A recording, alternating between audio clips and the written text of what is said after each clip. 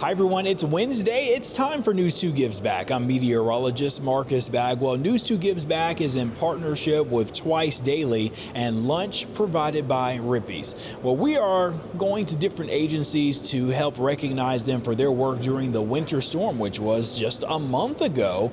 And we are specifically highlighting TDOT. You know, TDOT has different regions across the state, and within those regions, they have different districts. So we're in Montgomery County, Clarksville, District 38 to recognize the crews here across this area that really worked hard during the winter storm. So to share more about what they did here and how they were able to help the residents of this area, I have Jay Norris. He is the Region 3 Director here for TDOT, which covers Central Middle Tennessee. Jay, thank you so much for your time. Share with us about what all you all had to do here in the mid-state, and then specifically about this area, the Northwest Quadrant. Yeah, thanks for having me. So this was a very significant event. We haven't had an ice storm like this since 1994, and the way these are different is the freezing rain will freeze onto pavements and trees, and we'll have trees that will collapse, and then it's hard to get off the road once it freezes the pavement. So snow will come off the road easily. We had 3 and 4 inches of ice blocks in a lot of areas, and that ice storm came up from Wayne County to Macon County through Nashville, and everything north of that got more snow. And so particularly in these northwest counties in Middle Tennessee, we had a real challenge up here. So I really appreciate you honoring our people. As we TDOT, we have some great people that are public service. They're public servants. They love to serve the public and take care of folks, and they worked very, very hard in this event, and so thank you for recognizing them.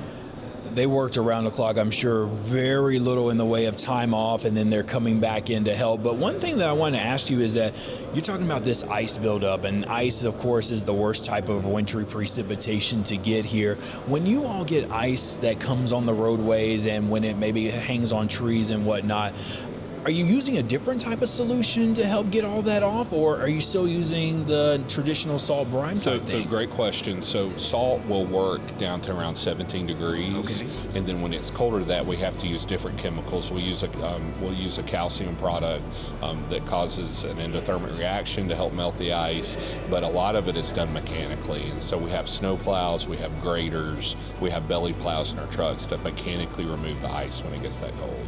Some of the area that this district covers is in rural parts of the viewing area and of the mid-state.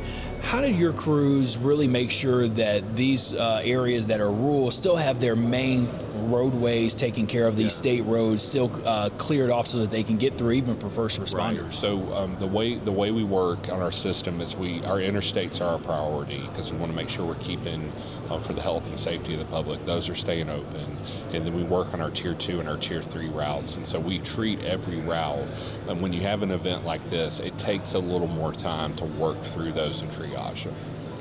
This area a little bit notorious for significant types of weather in the last few years. We think about a couple of snowstorms that we've seen in the last few years. Montgomery County particularly has been through a couple of tornadoes in the last few years. Humphreys County, which is in this region too, they also had the flooding back in 2021, and I'm sure you all played a role in those things and helping with the recovery process.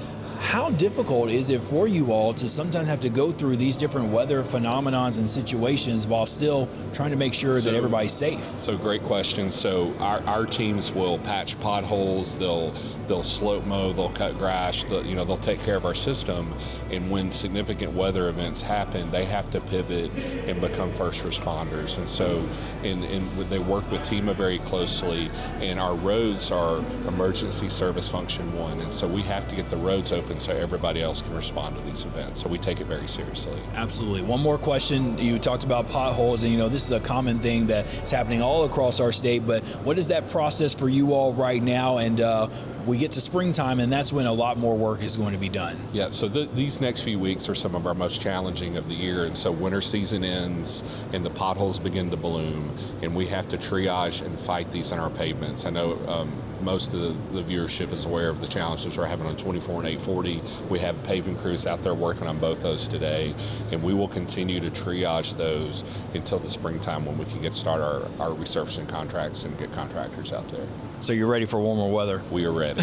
Sounds good, Jay. Thank you so much for your time. Really appreciate it. We're thankful for these wonderful men and women that give up of their time to serve this community. We brought them lunch to say thank you. This is all in partnership with Twice Daily and lunch provided by Rippy's. Thanks for watching this edition of News 2 Gives Back.